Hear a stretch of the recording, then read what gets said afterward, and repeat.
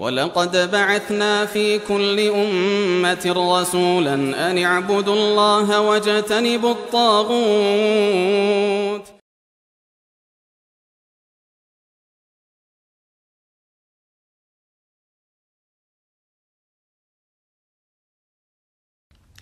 الحمد لله الذي جعل في كل زمان فترة من الرسل بقايا من أهل العلم يدعون من ضل إلى الهدى ويصبرون منهم على الأذى يحيون بكتاب الله الموتى ويبصرون بنور الله أهل العمى فكم من قتيل لإبليس قد أحيوه وكم من ضال تائه قد هدوه فما أحسن أثرهم على الناس وأقبح أثر الناس عليهم ينفون عن كتاب الله تحريف الغالين وانتحال المبطلين وتأويل الجاهلين الذين عقدوا ألوية البدع وأطلقوا عقال الفتنة فهم مختلفون في الكتاب مخالفون للكتاب مجمعون على أخذ الرأي والمضلين بدل الكتاب يقولون على الله وفي الله وفي كتاب الله بغير علم يتكلمون بالمتشابه من الكلام ويخدعون جهال الناس بما يشبهون عليهم فنعوذ بالله من فتن الضالين. Allah subhanahu wa ta'ala nous dit dans la sourate Yunus au verset 108 et 109, dit ô gens, certes la vérité vous est venue de votre Seigneur, donc quiconque est sur le bon chemin ne l'est que pour lui-même, et quiconque s'égare ne s'égare qu'à son propre détriment. Je ne suis nullement un protecteur pour vous, et suis ce qui t'a été révélé, et sois constant jusqu'à ce qu'Allah rende son jugement, car il est le meilleur des juges. Il dit également dans la sourate Yusuf au verset 108, dit voici ma voix, j'appelle les gens à la religion d'Allah, moi et ceux qui me suivent, nous basons sur une preuve évidente, gloire à Allah et je ne suis point du nombre des associateurs. Il dit également dans la sourate Ad-Dhariyat verset 55 et rappelle car le rappel profite aux croyants. Le prophète Mohammed sallallahu alayhi wa sallam a dit « Ce que je crains le plus pour ma communauté, ce sont les imams égareurs. » Et comme l'a dit Mohammed ibn Sirin, rahimahullah, cette science est une religion. Regardez de qui vous prenez votre religion, rapporté dans l'introduction du Sahih de Muslim. Mes chers frères et sœurs, ceci est une réfutation et un dévoilement de la fausseté du prédicateur Mohammed Nadir ainsi que de ses semblables parmi les Asha'ira qui ne cessent d'égarer nos frères et sœurs par le biais des ambiguïtés, de paroles ayant un habit d'éloquence sur un corps trompeur, en dissimulant tout cela derrière le madhab maliki et derrière l'imam de Darul Hijra, Malik ibn Anas, qui sont tous deux innocents de ces imposteurs.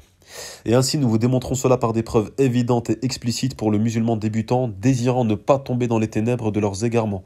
Bien que nous réfutons certaines de leurs erreurs, nous tenons à rappeler que ce n'est qu'une liste non exhaustive et que des milliers de savants depuis plus de 1000 ans ont réfuté les Asha'ira. Nous diviserons cette mise en garde en chapitres afin que vous puissiez comprendre d'une manière claire les égarements, Inch'Allah, qu'Allah vous fasse miséricorde. Chapitre 1. La voie est celle de la vérité et non du suivi aveugle des gens et de leurs erreurs, et c'est par la vérité que les hommes sont élevés ou rabaissés. Il faut savoir que ce n'est pas parce que certaines personnes égarées ou ignorantes ou bien trompées ont une haute opinion d'un auteur, le surestiment, lui et le contenu de ses livres, pour que cela soit un argument en faveur de ces derniers. Et l'opposé de cette parole est aussi valable, c'est-à-dire, il ne suffit pas qu'une masse ignorante ou égarée ou bien trompée critique l'auteur et le contenu d'un livre, pour que cela soit un argument contre ce dernier, comme ce fut le cas durant la révélation. Allah subhanahu wa ta'ala nous dit dans la sourate Saba au verset 43, « Et quand nos versets édifiants leur sont récités, ils disent « Ce n'est là qu'un homme qui veut vous repousser de ce que vos ancêtres adoraient. » Et ils disent « Ceci, yani le Qur'an, n'est qu'un mensonge inventé. Et ceux qui ne croient pas disent de la vérité lorsqu'elle leur vient. Ce n'est là qu'une magie évidente. » Il dit aussi dans la sourate Yasin au verset 69, « Nous ne lui avons pas, c'est-à-dire à Muhammad sallallahu alayhi wa sallam, nous ne lui avons pas enseigné la poésie, cela ne lui convient pas non plus, ceci n'est qu'un rappel et une lecture claire. » Il dit aussi dans la sourate Al-Furqan au verset 5, « Et ils disent, ce sont des contes d'anciens qu'il se fait écrire, on les lui dicte matin et soir. » Et il dit aussi dans la sourate An-Nahl au verset 103, « Nous ne lui avons pas enseigné la poésie, cela ne lui convient pas non plus, ceci n'est qu'un rappel et une lecture claire. » Il dit aussi dans la sourate Yunus au verset 38, ou bien ils disent, il, Muhammad, l'a inventé, dit, récitez donc une sourate semblable à celle-ci, et appelez à votre aide n'importe qui vous pourrez en dehors d'Allah si vous êtes véridique. Et les versets relatant les propos des polythéistes au sujet de la parole d'Allah sont nombreux, leurs mensonges ne rendant pas le livre d'Allah faux, et la parole de ceux qui ont mécru vraie. De ce postulat, On constate que combler d'éloges un livre ne le rend pas plus authentique et le dénigrer sans preuve avérée ne lui enlève en rien sa véracité. La secte de Mohammed Nadir et de ses compagnons n'hésitant pas via quelques paroles à déformer la réalité et à utiliser quelques erreurs de certains pour embellir le faux, nous vous disons Abu Bakr et Omar, et ils te parlent de leurs imams de Al-Mantiq, la prétendue science de la logique grecque. Nous leur disons Allah a dit, Muhammad sallallahu alayhi wa sallam a dit, et ils te disent je pense, ou je vois, ou un tel a dit, ou un tel a vu, etc. Alors faites attention et prenez garde à ce genre de manigance que les gens de l'innovation emploient systématiquement pour piéger les débutants. Ils rapportent au sujet d'un livre égaré quelques éloges émanant d'une pincée de savants de la Sunna sur certains sujets précis qui font partie des éminents savants ou non, dans le but de les inciter à s'imprégner du contenu et ainsi, en suivant une vérité, s'imprégner de 1000 erreurs.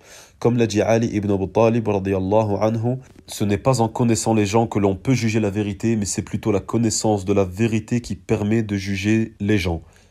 Chapitre 2. Les traces terribles de leurs égarements. Une des preuves éclatantes dévoilant leur voie égarée est un livre traduit. Leurs mains ont ainsi parlé et les actes valent parfois beaucoup plus que des mots.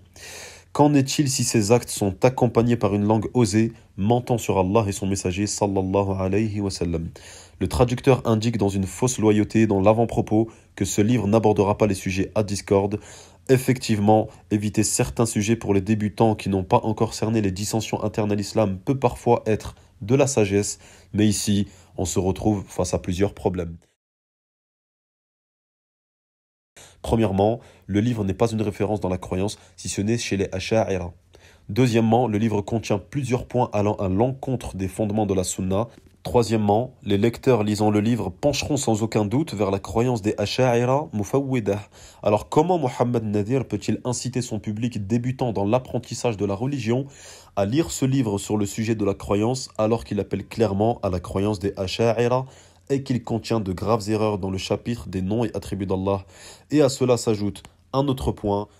Après lecture du livre, nous pouvons nous apercevoir que l'auteur Ibn Juzay aborde le tawhid des attributs d'Allah d'une manière équivoque.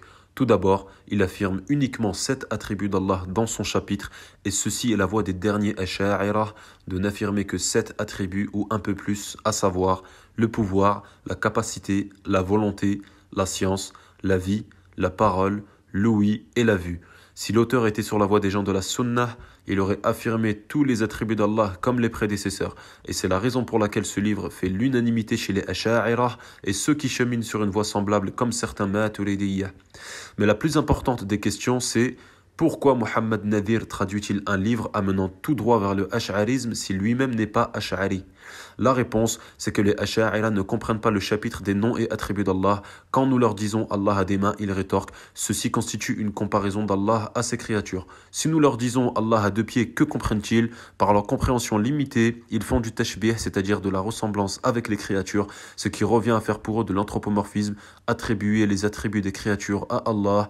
Puis pour se débarrasser de cette comparaison, ils déforment cela en disant nous ne comprenons pas le sens de cet attribut, ou bien alors ils disent il, c'est-à-dire Allah Azza wa Jal, est dépourvu de ses attributs. De ce fait, ils dénaturent Allah de ses attributs en premier lieu, en les comparant puis ensuite en les niant, que ce soit en les interprétant ou en niant leur sens. Or, tout croyant doit affirmer les noms et attributs d'Allah conformément aux 2 révélations, le Coran et la Sunna, en s'appuyant sur la compréhension des pieux prédécesseurs et de la langue arabe. En réalité, leur voix dont c'est lui-même désavoué et repenti Abul Hassan al-Ash'ari, repentir d'ailleurs qu'il n'accepte pas, les emmène vers ce qu'il fuit, à savoir mentir sur Allah et ses attributs. À ce sujet, le Cheikh Rabi' al-Madkhali a dit dans Al-Muntaqa, volume 1, page 70-71, question: comment se fait-il que tout négateur concernant les noms et attributs d'Allah soit de fait quelqu'un qui fait ressembler Allah à ses créatures? Réponse: ce négateur a en réalité compris que l'établissement d'Allah est semblable à l'établissement des créatures. Il a la descente an-nuzul comme étant semblable à la descente des créatures et a donc déclaré « J'innocente mon Seigneur de tels attributs, car si je les lui affirme, alors j'aurais fait ressembler Allah à sa création. » Il a donc renié les attributs en les faisant premièrement ressembler à ceux des créatures, puis dans un second temps, en les niant. Cependant, s'il avait été guidé de la même manière que furent guidés les compagnons et les salafs, alors il aurait eu la même compréhension qu'eux et aurait dit l'établissement d'Allah est en fonction de ce qui convient à sa magnificence et ne ressemble pas à l'établissement des créatures, de même que la descente, la capacité, la science, et ainsi le faux ne l'aurait pas troublé. Mais au lieu de cela, il a fait prévaloir sa raison, alors il renia les attributs comme il l'a prétendu afin d'innocenter Allah de la ressemblance à sa création. La première chose qui lui est venue à l'esprit sont les caractéristiques des créatures et la ressemblance à celles-ci. Il a considéré qu'en affirmant les attributs d'Allah, il l'aurait fait ressembler à sa création et donc il les nia. Nous cherchons la protection auprès d'Allah contre cela. De même pour celui qui fait ressembler Allah à ses créatures, il a eu la même mauvaise compréhension.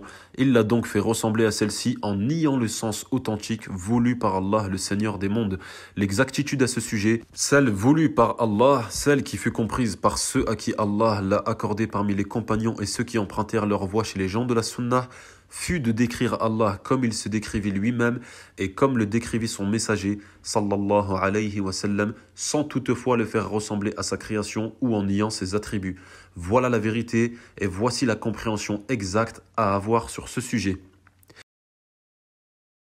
Ici, ce n'est pas ce que Ibn Juzay dit, au contraire, il délègue le sens des attributs à Allah et il sous-entend que l'élévation d'Allah sur le trône et la descente pourraient s'apparenter à de l'anthropomorphisme. Or, fait partie de la fitra de l'homme de croire en une divinité qui n'est nullement comparable aux créatures. Cette parole promue par Muhammad Nadir n'est pas celle des gens de la Sunnah, en réalité, c'est la parole des Mufawwidah. Et il ose affirmer que cela est la croyance des gens de la Sunnah. Cette parole promue par Muhammad Nadir n'est pas celle des gens de la Sunnah, en réalité, c'est la parole des Mufawwidah. Cheikh Zayd al-Madkhali nous dit dans l'explication de son Usul al-Sunnah de l'imam Ahmad, une autre secte s'appelle les Mufawwidah. Ce sont ceux qui disent concernant le chapitre des noms et des attributs, nous ne comprenons pas l'essence, il n'y a qu'Allah qui comprend. De ce fait, nous ne disons rien à ce sujet. Nous lisons les textes seulement comme une lecture et on y croit, mais on ne dit rien concernant l'essence. Seul Allah les connaît. Ainsi, ils ont été appelés Mufawwidah. Ils ont fait ce que l'on appelle le tafwid. Le fait ici de dire que seul Allah comprend l'essence, ils ont fait cela là où il n'incombait pas de le faire. En effet, Allah a descendu le Coran en langue arabe avec des exemples compris par les Arabes. Ainsi, celui qui n'est pas arabe, il lui est ordonné d'apprendre la langue car elle est celle du Coran. Les sens et les textes relatifs aux attributs sont clairs, il n'y a pas de texte concernant les attributs sans que leur sens ne soit clair comme le soleil pour les étudiants. Parmi ces exemples, le tout miséricordieux s'est établi istawa au-dessus du trône. Les gens du tafwid disent concernant ce verset, nous ne disons rien concernant le sens. Quant aux gens de la Sunnah, ils disent concernant ce verset que le tout miséricordieux s'est établi au-dessus du trône d'un établissement véritable, ala al-haqiqa, qui est convenable à sa grandeur. Nous ne faisons pas de tashbih, de tamthil, c'est-à-dire de ressemblance entre Allah et ses créatures, de ta'wil, d'exégèse et interprétation erronée, ou de ta'til, c'est-à-dire de reniement d'attributs. Voilà le sens voulu dans ce verset. Il est compris avec facilité et il en est ainsi pour l'ensemble des attributs. Les sens sont clairs. Si tu dis Allah est parfait connaisseur de toutes choses, tu dis le texte affirme l'attribut de la science à Allah, un attribut d'essence sifat dhatiyah, propre à Allah qui est une preuve de sa grandeur. Nous ne faisons pas de tashbih, de tamthil, de ressemblance entre Allah et ses créatures, de ta'wil, d'exégèse erronée ou de ta'atil, de reniement d'attributs. Comme a dit Allah, créateur des cieux et de la terre, il vous a donné des épouses issues de vous-même et des bestiaux par couple. Par ce moyen, il vous multiplie. Il n'y a rien qui lui ressemble et c'est lui l'audient, le clairvoyant. La même parole et la même règle sont de vigueur concernant l'ensemble des attributs d'Allah, donc concernant les sens qui sont compris par les gens de science. Les gens du tafwid al-mufawwidah disent « Nous ne comprenons rien de ces sens, ils sont compris uniquement par Allah ».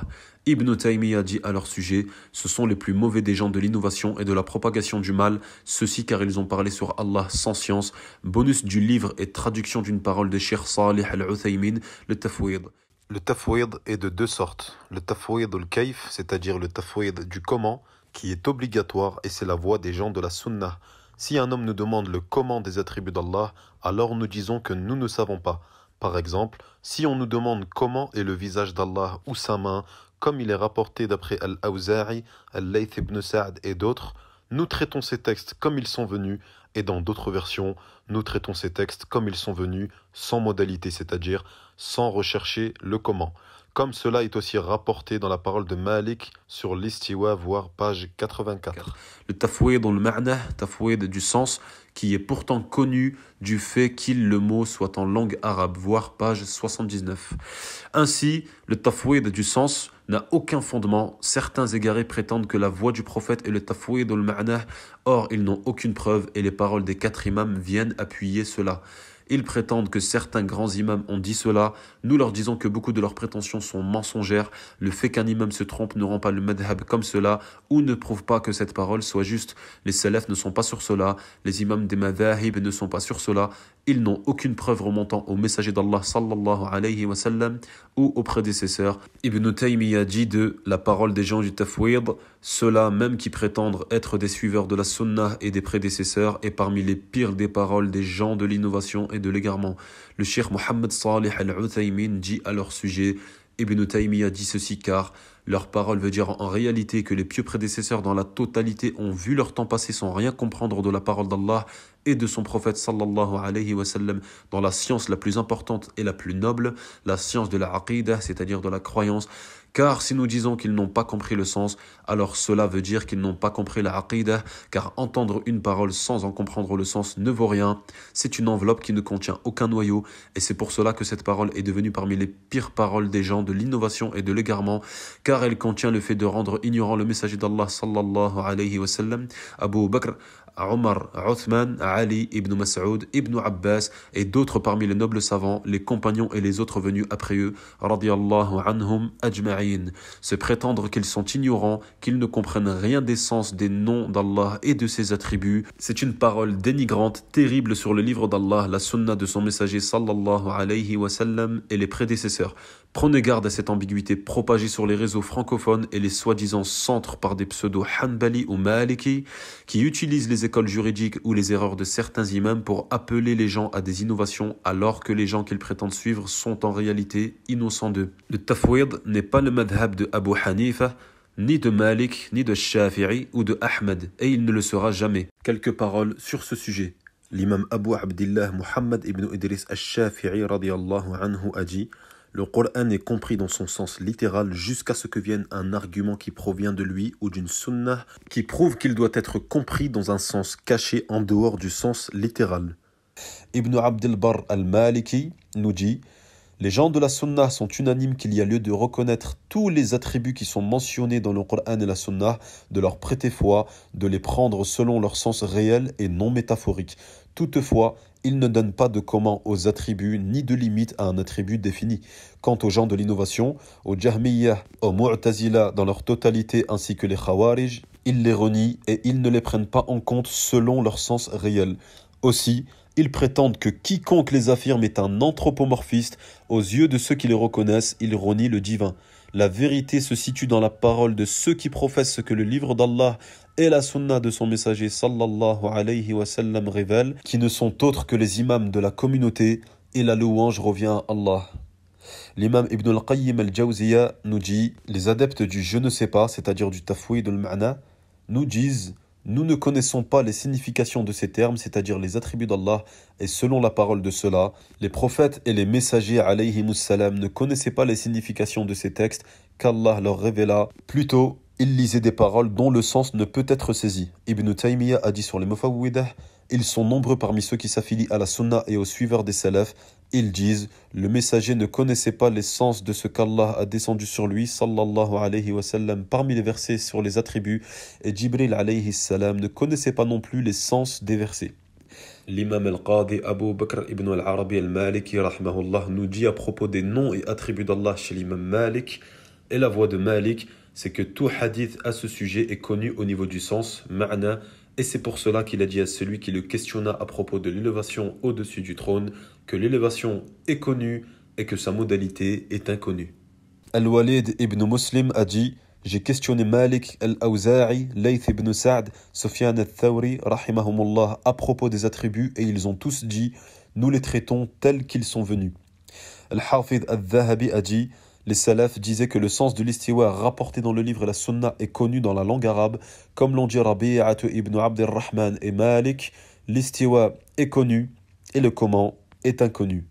l'imam Abu Ja'far Muhammad ibn Jarir al-Tabari a dit « Si quelqu'un nous dit quel est l'avis juste au sujet des significations des attributs qui sont mentionnés et dont certains sont parvenus à travers le livre d'Allah et sa révélation et dont certains sont parvenus par le biais du messager d'Allah sallallahu alayhi wa sallam.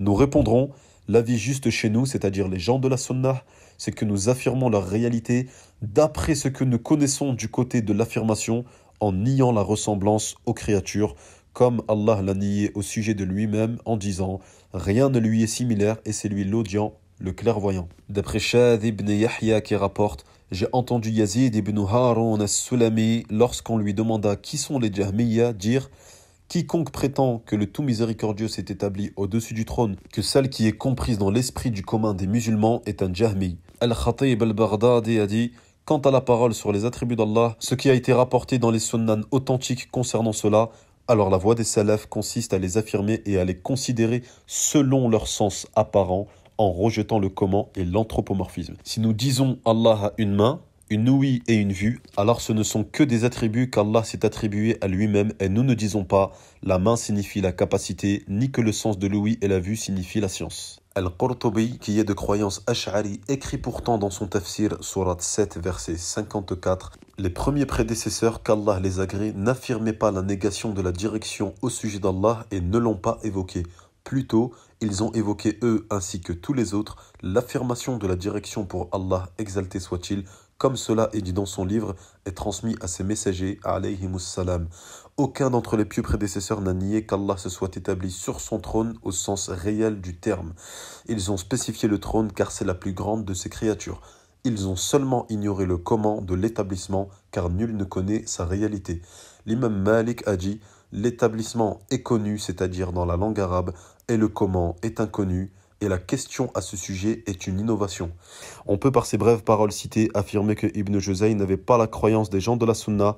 Aucun savant de la Sunna n'a osé dire que nous ne comprenons pas ces attributs et que nous les laissons à Allah. Et dès lors que nous disons que Ibn Juzay était ash'ari dans la croyance, que répondent Muhammad Nadir et ses partisans? Il y a une partie à la fin de son livre où il blâme la science du kalam, c'est-à-dire la philosophie et dialectique inspirée notamment de la logique grecque. Le fait qu'il blâme cela n'implique pas pour autant qu'il n'en a pas usé d'une large part, ni que la croyance qu'il présente n'a pas été influencée par cette science. La croyance des Asha'ira fut influencée par la science du kalam. Ils ont voulu unir la raison et la pensée rationnelle pour réfuter les non-musulmans et les Mu'tazila, et par la suite, leur raison limitée et faible n'a pas pu appréhender la religion parfaite d'Allah, et ils ont donc rejeté les attributs d'Allah, et ils ne se sont pas soumis et contentés de ce qu'Allah a dit et de ce qu'a dit le messager sallallahu alayhi wa sallam. Et ceci est une méthodologie pour détourner un problème, c'est-à-dire le sujet des noms et attributs, par le simple fait qu'il aurait blâmé le kalam, et délivrer une rhétorique de la sorte n'est qu'un moyen de détourner les plus ignorants. Et quand une personne critique Ibn Juzay dans sa croyance, les Asha'ira rétorquent aussitôt « Il a combattu par l'épée pour défendre l'Andalousie pendant que toi tu es là à... etc. » Nous leur disons « Le bien d'une personne ne rend pas son mal meilleur, son ignorance plus véridique et ses erreurs plus justes. L'argumentation du bien d'une personne pour rendre juste ses faussetés n'est qu'une argumentation d'ignorant trompé par le moindre fait, ne faisant pas la différence entre les éléments présentés devant lui.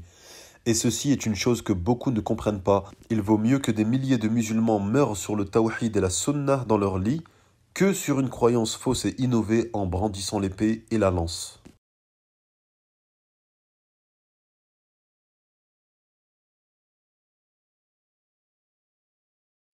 Et quand Mohammed Nadir laisse une note de bas de page sur la science du kalam, ce n'est rien d'autre que l'exposition des trois avis sans explication claire de la bonne voie et du minhaj al-muwazanat, c'est-à-dire citer l'égarement d'une innovation ou d'un innovateur tout en donnant des points positifs afin de justifier l'autorisation de prendre de ses erreurs.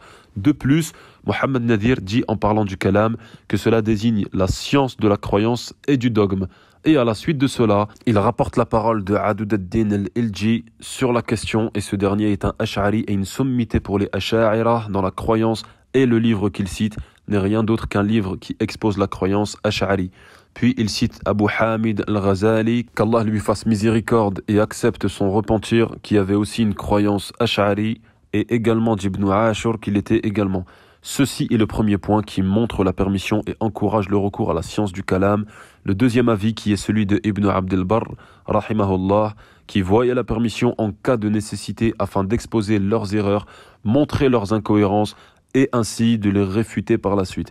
Et le troisième avis, qui est le plus court, parle de son interdiction absolue. Mohammed Nadir cite trois avis en commençant par celui qui est faux et en deçà fait juste un petit aparté sur l'interdiction sans dire au lecteur que les deux premiers avis sont faibles et inacceptables et que le dernier est à suivre. Ce n'est rien d'autre que de la tromperie vis-à-vis des musulmans débutants et ignorants dans l'apprentissage de la science qui penseront que ces trois avis sont respectables et qu'ils sont tous les trois sur le même piédestal. L'un d'eux peut alors penser que ce n'est qu'une simple divergence comme il pourrait y en avoir d'autres dans la jurisprudence et cette ruse est très souvent utilisé par beaucoup de Asha'ira, mais également par ceux influencés par le manhaj des Ikhwan, c'est-à-dire la secte des frères musulmans comme Al-Kamali ou Dadaw, qui tendent à normaliser les erreurs dans la croyance pour réunir les gens sans se soucier de savoir s'ils supportent la vérité ou non, en mettant le faux dans leurs explications au même rang que la vérité sur des sujets importants, comme s'il s'agissait de questions bénignes dans lesquelles la divergence est considérée. Le lecteur ainsi trompé pensera faussement que c'est un avis parmi les avis acceptables. De plus, Ibn Juzay permet son utilisation. Or, comment peut-on prétendre que nous avons une nécessité d'utiliser des sciences grecques païennes pour porter secours à cette religion, alors que toutes les sciences religieuses et pures sont à disposition entre nos mains? Les textes religieux sont clairs et prétendre le contraire ne serait qu'une hérésie. Quant aux savants qui ont pu se tromper sur ce sujet, nous demandons à Allah de pardonner cette faute. Et on ne critique pas l'erreur d'un savant de la sunna de la même manière que les erreurs d'un égaré innovateur. Il faut faire preuve de douceur avec les gens de la sunna et de dureté avec les innovateurs qui n'ont cessé de combattre la sunna. Note importante, au sujet de Ibn Juzay et d'autres étant tombés dans des égarements, nous tenons à souligner qu'ils n'ont malgré tout rien à voir avec les néo-asha'ira. Ils avaient certains attributs louables mentionnés par les savants de la sunna, malgré qu'ils dévoilent leurs erreurs présentes dans leurs livres. D'ailleurs, lorsque les savants enseignent des livres comprenant de telles erreurs, ils le font devant un auditoire averti. Et celles et ceux qui voudraient s'informer et apprendre davantage sur le ilmul kalam, qu'ils aillent regarder la vidéo de Cheikh As-Sindi que nous avons traduite spécialement à ce sujet. Et si vous voulez un cours détaillé sur ce sujet, voici celui de Cheikh Salih Al-Usaymi. Chapitre 3, le tafsir d'Ibn Ashur, l'Institut Maziri, fréquentation. Mohammed Nadir peut prétendre être sunni, mais quand nous observons ses références, ses séminaires et ses fréquentations, nous ne pouvons qu'en douter. Tout en sachant que pour lui, être sunni, c'est être sur la voie des Asha'ira. Durant ces séminaires, les auteurs des ouvrages étudiés sont des Asha'ira, comme par exemple Mohammed Tahar ibn Ashur, qui était Ash'ari. Et il ne se contente pas de prendre de lui Maqasid al-Shari'a ou des bénéfices linguistiques, mais au contraire, il enseigne son livre d'exégèse du Coran malgré sa croyance erronée. D'ailleurs, son tafsir est enseigné dans l'Institut Al-Maziri. À quoi Al-Maziri fait-il référence? Il a été rapporté que le premier à avoir importé le courant ash'arite au Maghreb est le cheikh Abu Imran, cheikh de l'imam Maziri. Avant cela, tout le Maghreb était sur la doctrine de Al-Ithbat, c'est-à-dire l'affirmation sans interprétation des noms et attributs divins, la croyance des salafs. Les montagnes ne sont qu'un ensemble de petits cailloux et c'est ainsi que l'on peut s'apercevoir de la réalité de son minhaj. Pour revenir sur le tafsir d'Ibn Ashur, Mohammed Nadir dit à ce propos leur poitrine. Et l'imam Tahir ibn Ashur, rahimahullah, qui est un grand savant malikite, qui est décédé en l'an 1973, une référence absolue dans l'exégèse coranique reconnue à l'unanimité de la communauté parmi les savants contemporains, et qui était le recteur de la célèbre université Zaytouna en Tunisie, nous explique dans son... On peut aussi observer que les Asha'ira de France essayent de mettre en avant des universités ou des lieux d'études qui ne sont pas sur la sunnah, mais plutôt sur la voie des Asha'ira. Le cheikh Salih al-Sheikh dit à propos de ce tafsir: il y a trois questions. Une portant sur le livre Dhilal al-Qur'an, une autre sur le livre At-Tahrir wa At-Tanwir et une dernière sur le plus simple des tafasir. Quant au livre At-Tahrir wa At-Tanwir, il s'agit d'un livre pour lequel son auteur a accordé une grande importance à la rhétorique al-Balagha. Son auteur est Ibn Ashur, un des savants tunisiens réputés pour la langue arabe et la mémorisation. Il a à son actif de nombreux écrits portant sur la rhétorique, parmi lesquels Mujazul Balagha, qui est un livre d'une grande importance qui fut édité en Tunisie. Il a dans ce livre appliqué à l'interprétation du Coran les règles de la rhétorique. mais il n'a pas su faire la distinction entre la rhétorique arabe salafiyya et la rhétorique des Mu'tazila égarés, car la rhétorique se divise en deux. Celle qui s'intéresse aux sciences de la langue en ce qui concerne le Coran, conformément aux règles de la rhétorique, et ceci est correct. Si elle repose sur les sciences des Arabes et ce que les prédécesseurs ont affirmé et ce qui a été affirmé en matière de dogme, il ne fait nul doute que cela fait partie de l'immense science bénéfique. Et parmi la rhétorique, il y a des points que les gens ont par la suite initiés et qui se trouvent être inutiles. Ceci est une erreur, c'est-à-dire appliquer les règles de la rhétorique, les fondements de celle-ci et les détails de cette dernière au Coran. Il s'agit d'un bon livre pour les spécialistes. Quant aux étudiants en sciences débutants, il est préférable qu'ils ne le lisent pas ni ne s'y intéressent, car s'y trouvent bon nombre d'interprétations et d'altérations dans la lignée de nombreux livres qui n'ont pas été puisés de la source de la croyance des prédécesseurs. En gros, ils ne sont pas basés sur la croyance des prédécesseurs. Les exemples d'égarement. Au volume 8, page 164 de la Sourate Al-A'raf, verset 54, il met au même rang la parole d'Al-Juwayni qui argumente avec la parole d'un chrétien pour l'istiwa, qui l'interprète par le fait de prendre possession istawla, et il rapporte ensuite l'avis des salaf et d'Al-Bukhari en déformant leurs propos par la suite, en prétendant qu'on ne connaît pas la signification de l'istiwa et que cela fait partie des versets ambigus, alors que les salaf ont bien expliqué ce que ça voulait dire. Au volume 23, page 302, Surat Sad, verset 75, il dit qu'Allah, lorsqu'il a dit à Iblis « Qu'est-ce qui t'a empêché de te prosterner devant ce que j'ai créé de mes mains ?» qu'il n'y a aucun doute que cette parole fut transmise par un intermédiaire tel qu'un ange. Au volume 24, page 63, Surat Az-Zumar, verset 67, ici, il nie l'attribut de la main d'Allah en réfutant le hadith et en disant que croire en cela est semblable à la croyance du juif qui est venu voir le prophète sallallahu alayhi wa sallam, et il déforme le hadith qui dit que le prophète a souri pour attester de la véracité des propos du juif, et il dit également que ces attributs-là sont métaphoriques, majaz, et non réels, haqiqa.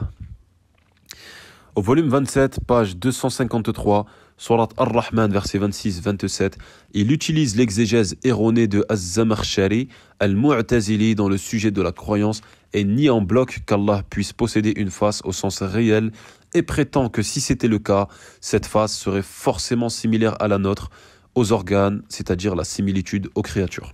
Ce qui revient à faire une comparaison, et il ment par la suite en affirmant que les salafs ont dit qu'il était impossible de concevoir cela dans son sens apparent et qu'ils ont fait le tafwid, puis que ceux qui les ont suivis l'ont interprété sans d'après lui qu'il n'y ait de mal à cela. Or, l'attribut de la face, al-wajh, a été affirmé par l'unanimité des salafs sans la moindre divergence. Ils ont certes divergé sur le sens de la face dans le verset, mais n'ont pas nié cet attribut et ont affirmé son sens apparent dans d'autres versets et ahadith.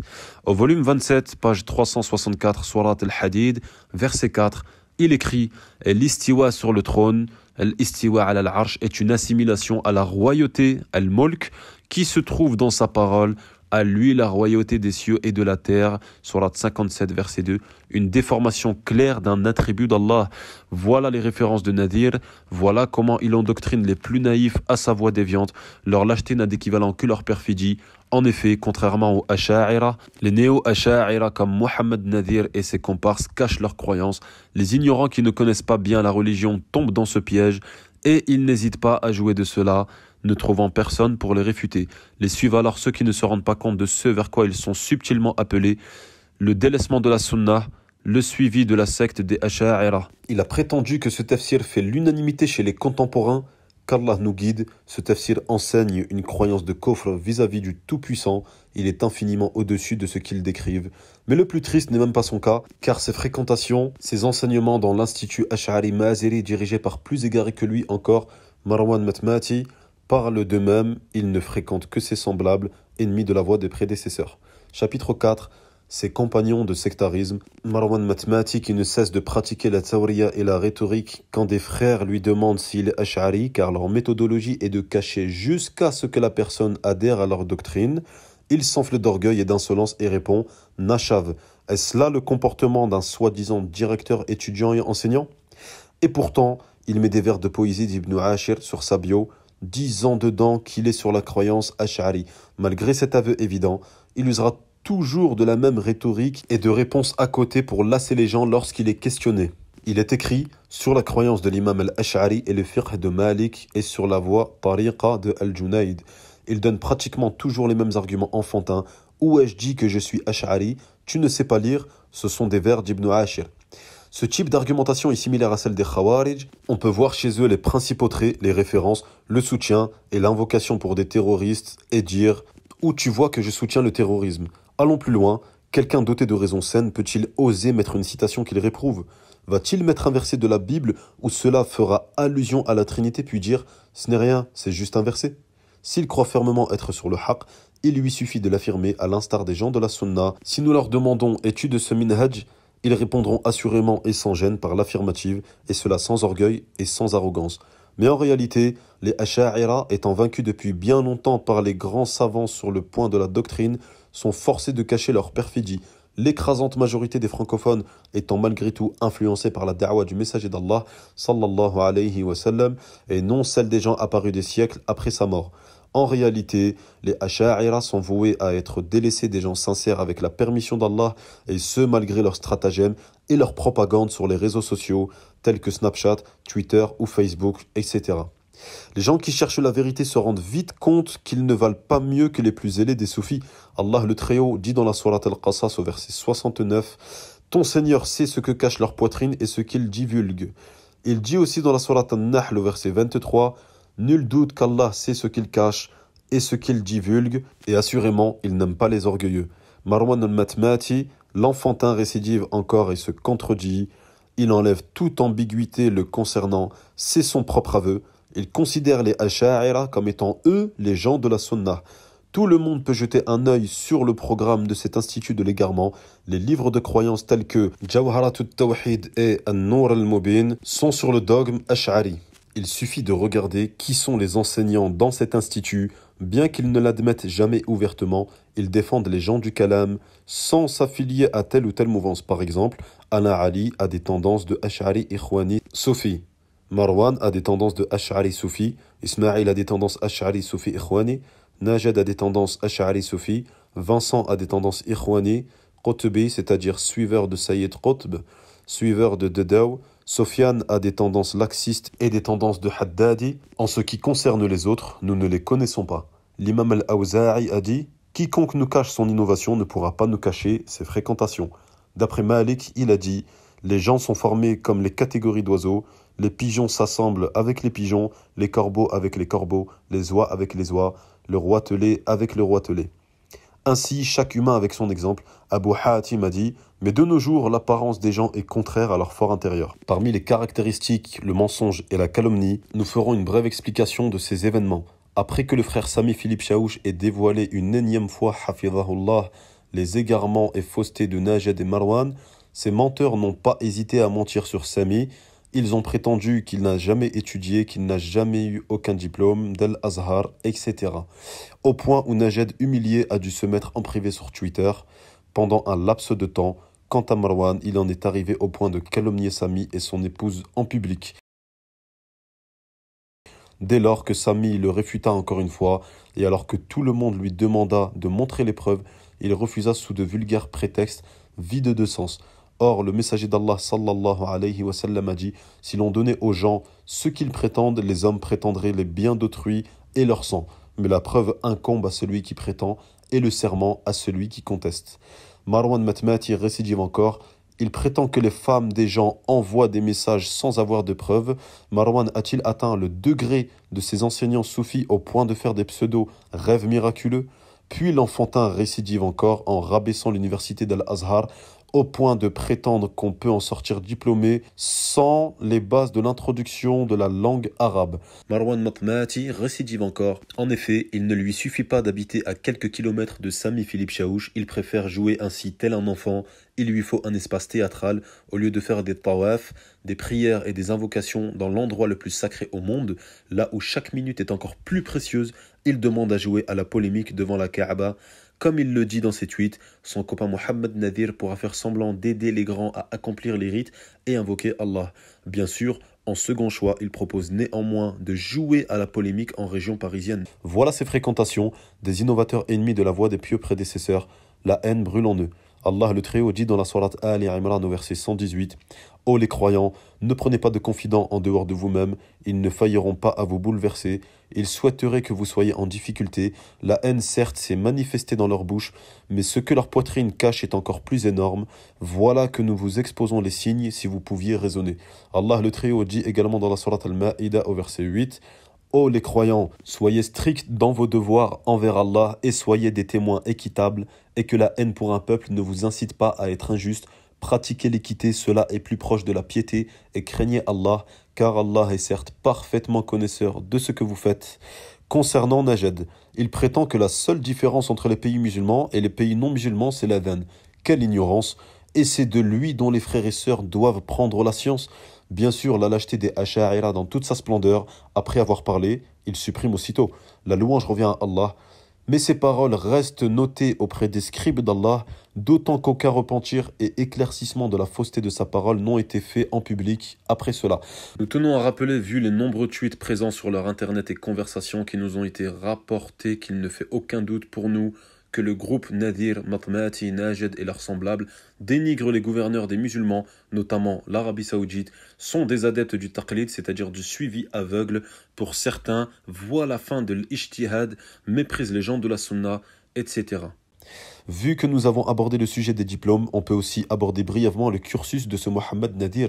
De ce que nous savons, et Allah est le plus savant, il a fait une année de STAPS, fac de sport, après le bac, puis il est parti en Jordanie quelques mois, chez qui pour étudier quoi? Allahu A'lam. Ensuite, il a fait l'Institut Mohammed VI à Rabat, qu'il a arrêté en 3e année sur les 4 années du cursus. Ensuite, il est parti quelques mois à Médine, chez qui pour étudier quoi? Allahu A'lam. Ensuite, il a également étudié au Maroc, chez Maouloud Sereri, qui a une animosité non cachée envers la Salafiyya et qui est Ash'ari. Il pourrait éventuellement nous dire qu'il a étudié plusieurs fois à Médine et à la Mecque, notamment chez des cheikhs tel ou tel cheikh d'Arabie. Mais ceci n'est en aucun cas un argument. Il a au moins une ijaza dans le Coran qu'il a montré, et il prétend avoir d'autres ijazat dans certains livres, ce qui n'est pas impossible, vu que même Sofiane Abu Ayoub en a de nombreuses dorénavant. Mais quoi qu'il en soit, les ijazat et les tazkiyat, etc. ne servent à rien lorsque l'on enseigne une croyance à la limite de la mécréance, un minhaj déviant et des références nauséabondes, d'autant plus que les ijazat, sachez-le, sont très souvent donnés et n'ont plus qu'une valeur d'honorabilité, et en aucun cas de maîtrise scientifique. Parmi ces séminaires, il en effectua un dans une mosquée de Strasbourg, où la mixité prohibée et le soufisme règnent, des chants avec des instruments de musique et la poésie de Al-Burda, connu pour ses erreurs dans la aqida. Vous pourrez les retrouver aisément sur le compte Twitter.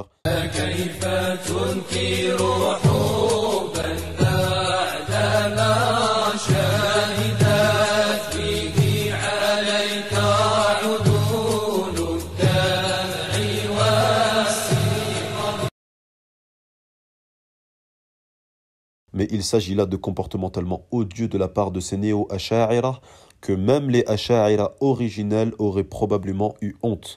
Tout en sachant que l'imam de cette mosquée, Khalil Silla, est un soufi chef d'orchestre, et la preuve en est dans cette vidéo.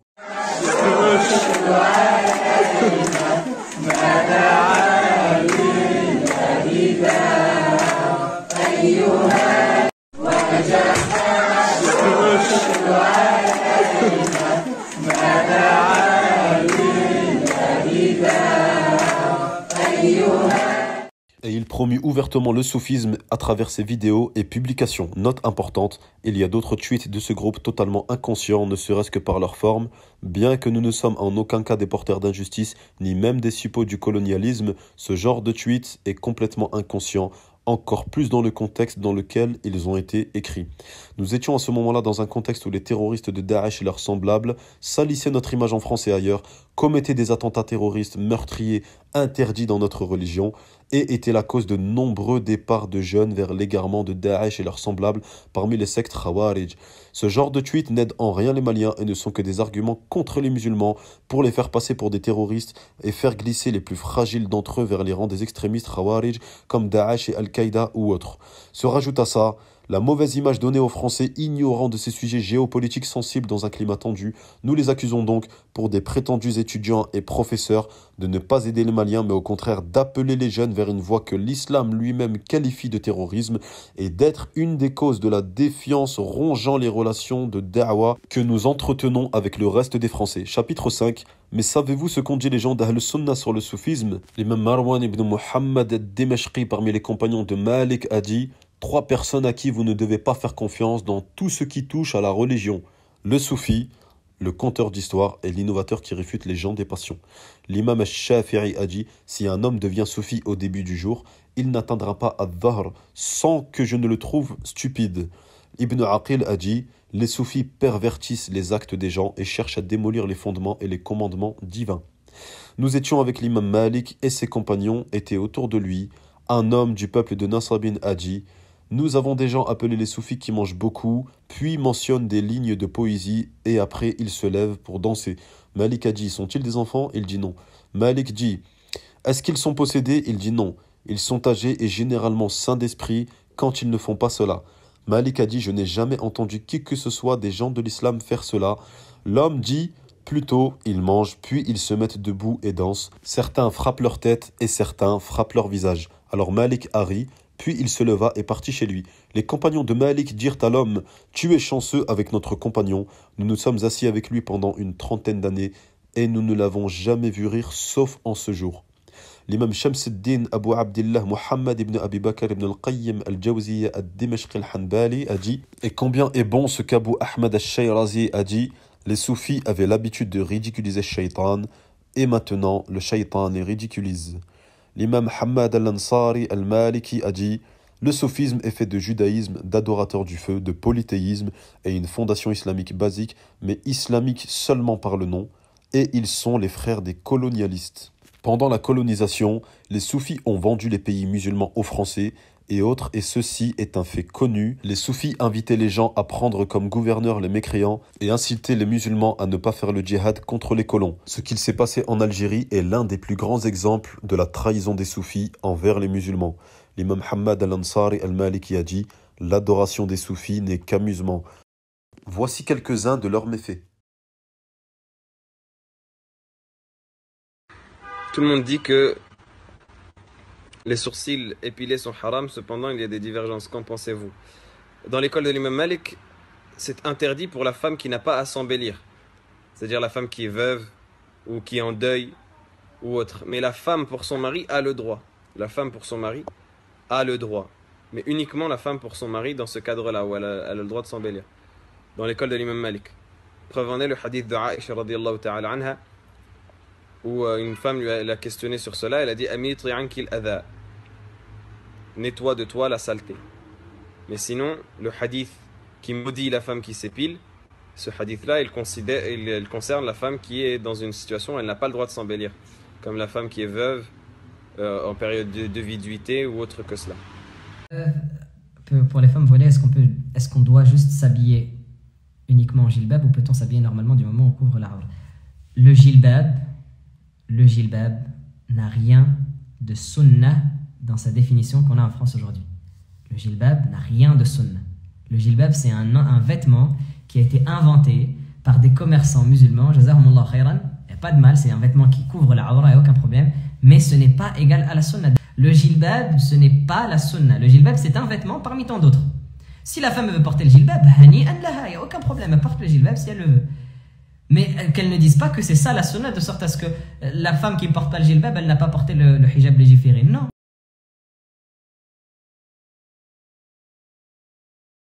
Chapitre 6, conclusion.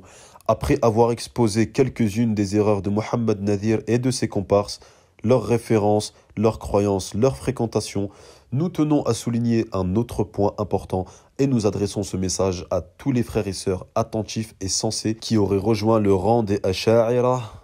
Ne voyez-vous pas que les gens que vous suivez n'arrivent pas au courage, à la science et à la conviction des Asha'ira des premières générations qui étaient pourtant dans l'erreur? Ils n'étaient pas complaisants avec les soufis, mis en avant par ces prêcheurs que vous suivez. Lorsqu'on les questionnait sur leur voie, ils assumaient au moins le fait d'être des Asha'ira, alors que vos prêcheurs le dissimulent. Ils ne voyaient pas tous le taqlid, c'est-à-dire le suivi aveugle des écoles juridiques que vos prêcheurs préconisent. Ils n'essayaient pas de dévergonder la communauté musulmane, notamment les femmes, à travers des avis juridiques isolés et marginaux, écartant la femme de sa pudeur qui était pourtant pour elle une chose normale et acquise, vers le doute et l'instabilité, en remettant en question le djilbab de manière maladroite, en le qualifiant d'inventé et n'étant pas sur la sunnah, en permettant l'épilation des sourcils, en faisant s'asseoir les jeunes célibataires les uns auprès des autres dans des mosquées, ou bien même en pleine mixité à la Mecque, en participant à des fêtes mixtes en présence de ces femmes dévergondées.